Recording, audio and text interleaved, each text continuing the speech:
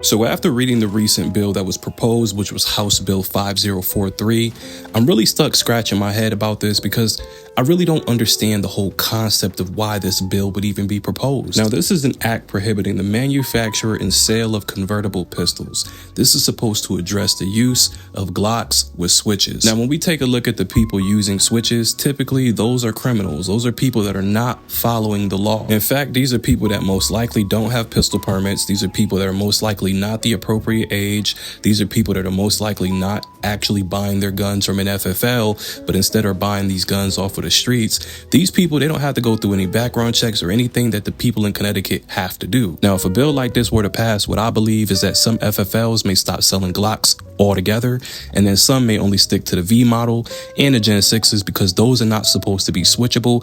But with the V model, I done seen people put switches on those, so some people may not take the risk. Now, this brings me to my next point, which is firearm trafficking. Now, I want to emphasize this, and this story is recent. A Kansas man was recently sentenced to 5 years in federal prison for trafficking firearms into Connecticut. Now, this guy was shipping off guns through the post office. He was sending assault weapons, high capacity magazines, all of these things that are illegal in the state of Connecticut, right? So this right here should already tell you that criminals are going to traffic guns from other states and then bring them into Connecticut, right?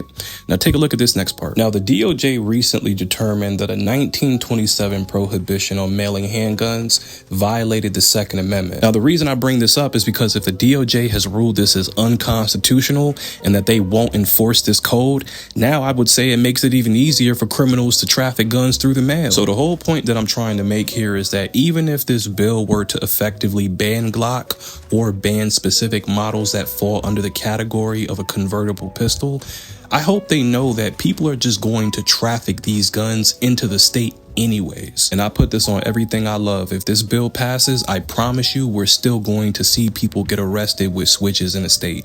And if that does happen, I'm going to talk my shit and you never gonna hear the end of it.